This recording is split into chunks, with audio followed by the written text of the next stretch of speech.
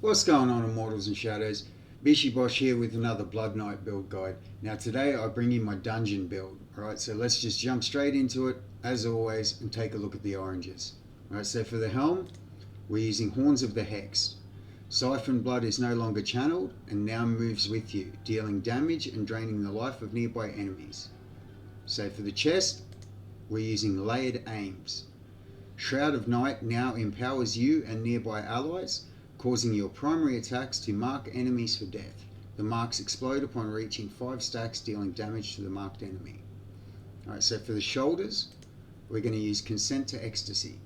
While Abomination is active, defeating an enemy grants you Abomination's might, increasing your damage.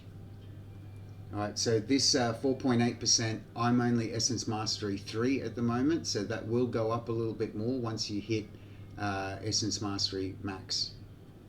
So for the pants, I'm using Reliable Peril. Abomination also conjures an unholy aura around you for the duration of your transformation, dealing damage every second to nearby enemies. Alright, so for the main hands, we're going to be using Reverent Hunter. So Siphon Blood also slows enemy movement speed by 30%, absorbing their vigor and increasing your movement speed by 10%. Alright. And then for the other main hand, we're using the Basalva. Skewer now causes you to leap into the air and slam into the target location, knocking enemies up and stunning them. For the offhands, we're going to be using Mercy's Plight. Shadow's Edge now marks enemies, causing them to erupt for damage when reaching 4 marks. And for the other one, Hanging Chalice. After Shadow's Edge hits an enemy, 2 blades ricochet out, randomly targeting nearby enemies and dealing damage. Alright, so the skills, as I just mentioned there with the items, we're going to be using Shroud of Night, Siphon Blood, Abomination, Skewer, and Shadow's Edge. Alright, so let's take a look at what greens we're going to be using. Okay, so for this setup, we want to be using a 4-piece Vithus and a 2-piece Grace. So 4-piece Vithus increase the duration of all beneficial effects on you and your party members by 30%. So this will affect your aura from the helmet, your Siphon Blood. It'll affect the Shroud of Night buff that you give yourself and your allies, and it'll also affect your Abomination buff. Okay, increasing the target's attack speed by 30% for 3 seconds each time you use a skill to grant a beneficial effect to yourself or a party member. So every time you buff your party up or you use your aura yourself or your Abomination, you're going to get that increased attack speed as well. And then because we've got this AoE auras going on, we're also going to be using the 2-piece Grace to get the 15% extra damage for the continual damage from those. So for the Paragon, we're going to be running with the Weaver Paragon tree, and then after that I've got the damage, the health, and stacking armor and resistance after that. Alrighty guys, so I guess it's time to show you this thing in action, eh?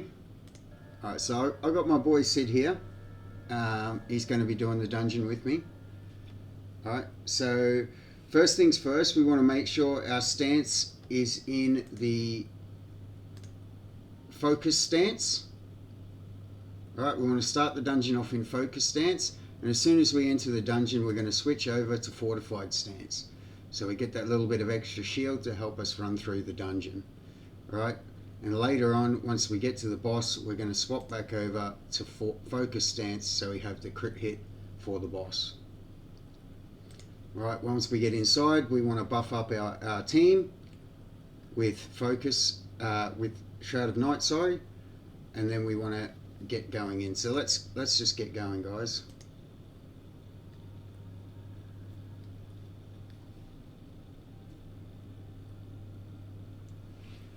Now we want to try and build our rage up as quick as possible so we can get into Abomination.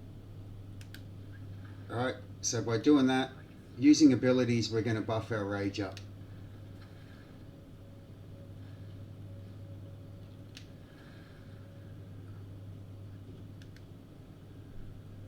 So we just use that, get a bit of a boost from the speed from the enemies. We're just trying to get that Abomination rage up so that once we buff our party member there, give him some more attack speed. Go into Abomination.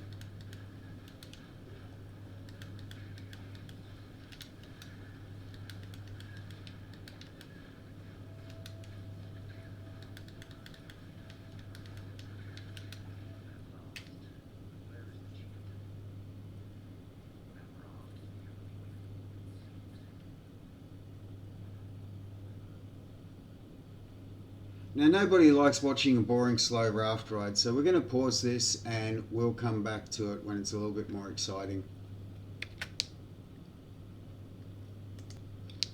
Alright, so we come off the waterfall.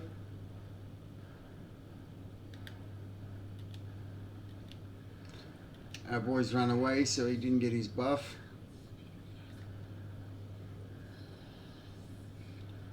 Gotta build that anger back up.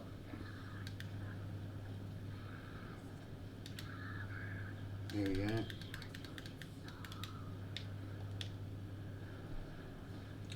We forgot to change our stance when we entered. We forgot to change it back for the boss.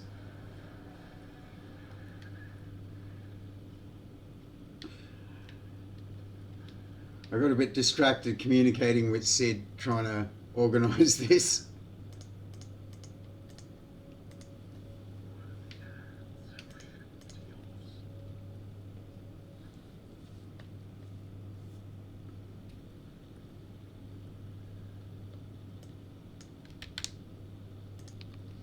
Okay, so just to clarify, when you enter the dungeon, you want to be in focus stance and then swap over immediately into fortified stance, and when you get to the boss, swap back to focus stance. Alright, another thing I want to quickly talk about before we wrap the video up is some of you might want to try and stack the auras from the helmet, from the siphoned blood, and from the Abomination. They don't stack, so by going into siphoned blood aura and then into Abomination straight away, all you're doing is limiting the time that your siphoned blood aura was active. Because as soon as you go into the Abomination, it overrides the siphoned blood aura, so they don't stack up. I've tested, I've done the numbers. So it's not worth trying to do that. You're just wasting your time of siphoned blood.